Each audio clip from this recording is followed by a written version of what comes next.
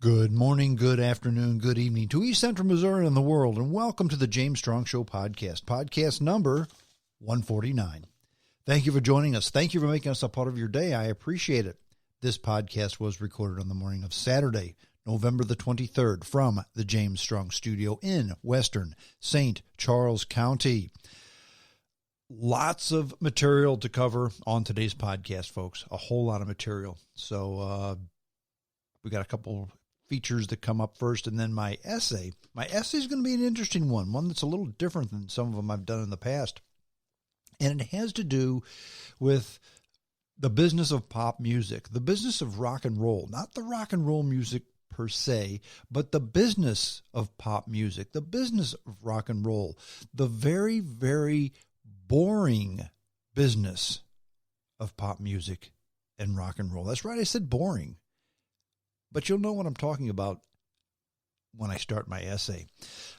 Before we get into that, last week, if you listened to the podcast, I was probably, if not the first person in any media source to name the whistleblower in the whole Trump impeachment proceedings. If I wasn't the first, I was one of the first.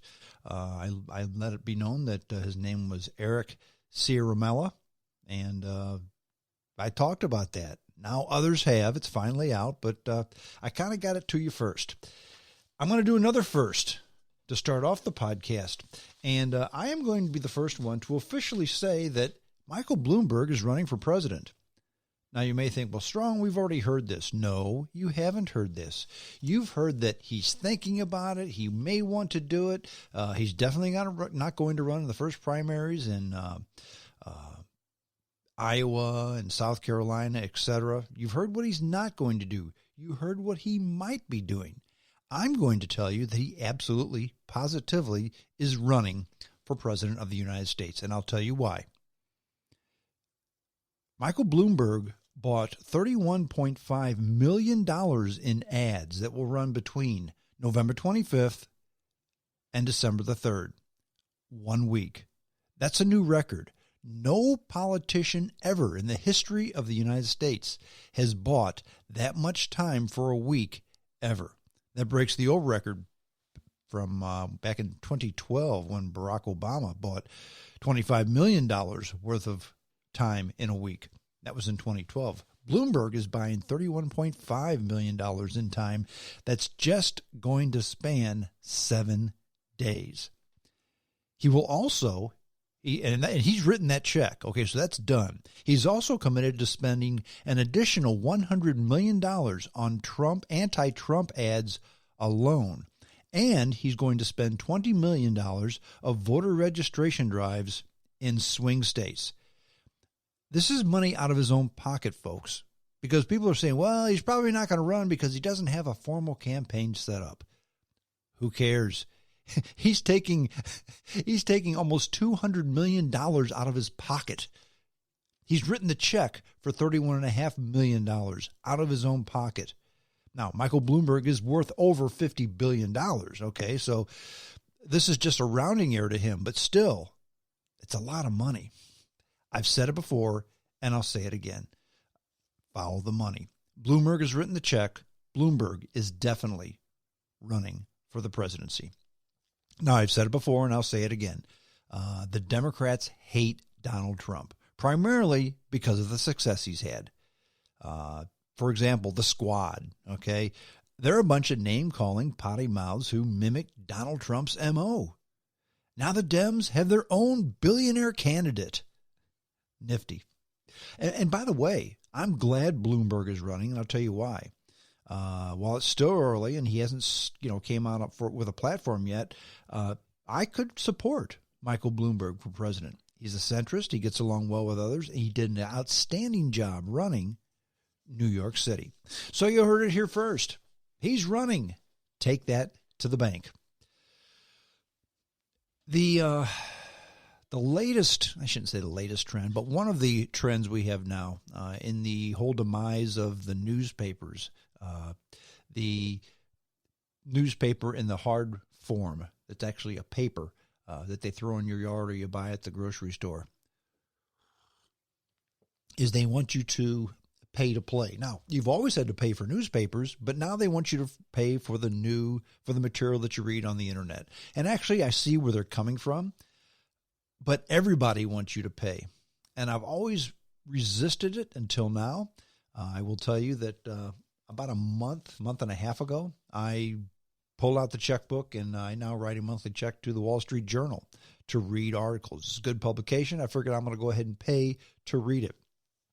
So this particular article out of the Wall Street Journal caught my eye, and it has to do about the next housing crisis.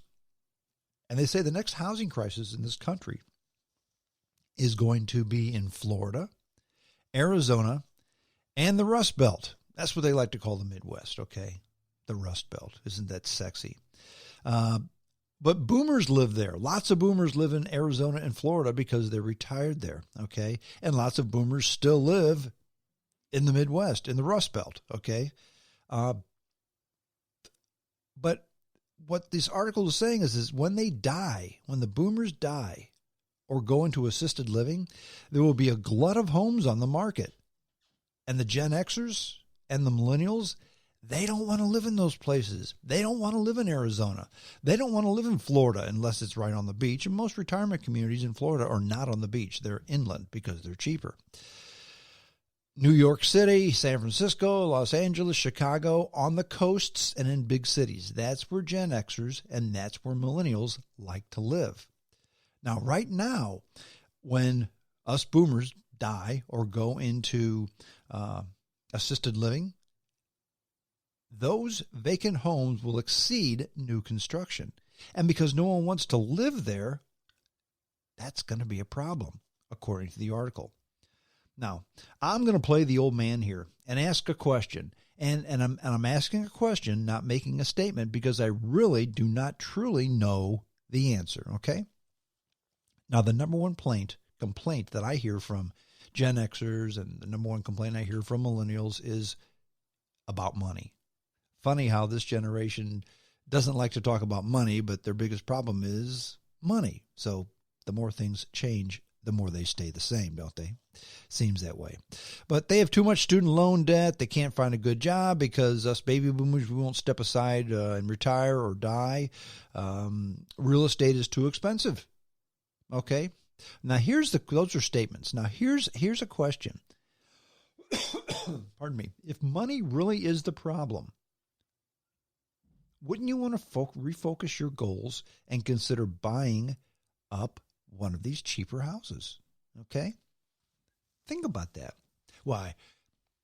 I want to live on Venice Beach, and a house in Venice Beach costs $800,000, and I have $100,000 in student loan debt, and I make $30,000 a year. So magically, it's my fault that they can't realize their dreams. Now, younger people do things differently, okay? And that's not bad, but it is a fact. All generations do things differently. Every generation did things differently. My generation did things differently than the silent generation, okay? The one before us. The silent generation, they worked for the same employer all their lives. And then they retired with a pension. And when the pensions were pulled and the lifelong employment was terminated, boomers said, okay, you're changing the game on us, so we're going to go ahead and pull an audible. We're going to strike out on our own. We're going to form our own businesses. We're going to job jump. We're going to reinvent ourselves for a changing economy. And for the most part, we did. And by the way, no generation has accumulated more wealth, more security than the baby boomers. None. Now, the air and the water is cleaner than a generation ago. So don't say that we're just selfish people who took advantage of things at the sake of the ecology. We didn't. Air is cleaner. Water is cleaner than it was a generation ago. So I don't want to hear all that carbon full footprint baloney at all. We found a way, okay? Now, just for the record, I believe the Gen Xers and the millennials will find a way too. And I'll tell you why. Because many Gen Xers, many millennials are very, very frugal individuals. And I believe that when the rubber hits the road, push comes to shove, that they will go to the more inexpensive housing when it becomes available. And if they don't, well, the big problem is nobody wants to buy the houses that the baby boomers are going to move out of because they die. Well, here's the dirty little secret. When I die, do you really think I even care who buys my house? So to all you Gen Xers and millennials who think that the baby boomers need to solve this problem, sorry. When we die, we don't care anymore. So it's kind of all on you. My essay today, like I said earlier, the boring business of rock and roll and pop music. Okay. And before I get into this essay, I just want to remind you about the different ways you can listen to the James Strong Show. All kinds of ways. In fact, we have a new one this week. Let me find my document. Did you know the James Strong Show is on iTunes, iHeartRadio, Player FM, Facebook, Twitter, TuneIn, Radio Online, the podcast app, YouTube, Spotify, Google Podcasts, CastBox, SoundCloud, and now Deezer. Yes, if those of you who are familiar with Deezer, it's like SoundCloud, it's like Pandora. The James Strong Show is also available on Deezer. All of these at no charge, of course. And, of course, Spreaker.com. That's where the podcasts reside. The easiest way, however, to get the James Strong Show podcast, send an email to jamesstrongshow@hotmail.com. That's all one word, jamesstrongshow@hotmail.com. Send me your email. I put you on the James Strong Show fans list, and I email you a link to the podcast after publication so you can download it and listen to it at your leisure. Please, as a favor to me, if you would, share the podcast with a friend or two. Send them the link. Say, hey, I listened to this guy. He's not half bad. What do you think? Okay.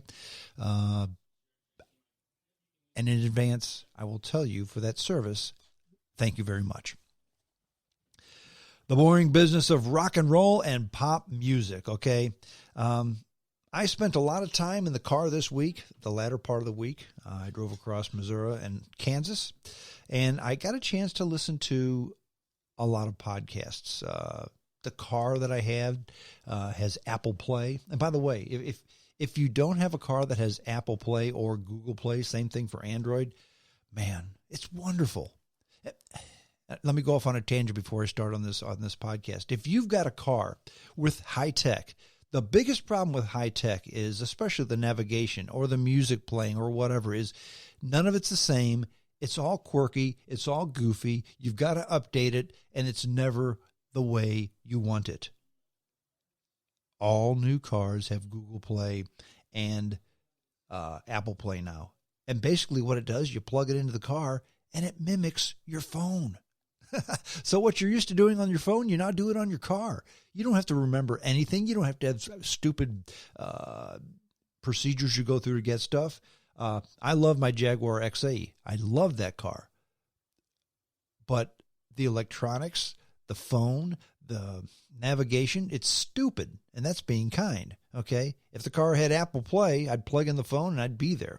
Well, this car that I had, it was a Hyundai Tucson. That was my rental car this week. It had Apple Play. I plugged my phone in, and I had all my podcasts, okay? And I listened to a lady who I hadn't listened to in a long, long time. Some of you may remember her. She's been kind of off the charts a little bit because she's not on a radio show. Raleigh James. Name sound familiar? Well, she's a DJ, radio host. She's a obscure music aficionado. She opens her show with the phrase, direct from the lunatic fringe, okay? And actually, she, for a short period of time, was a guest host on Coast to Coast. She did Friday nights and Monday nights when Art Bell was kind of taking a hiatus. But she's worked in many different radio markets, I think at about 6 months at a time, because she does things her own way, and that's translation for doesn't play well with others quite often. She's gotten into trouble. Doing things your way is fine, but when the boss says you got to do this, you got to do it this way, or you don't get paid, that's where the problem lies. And Ms. James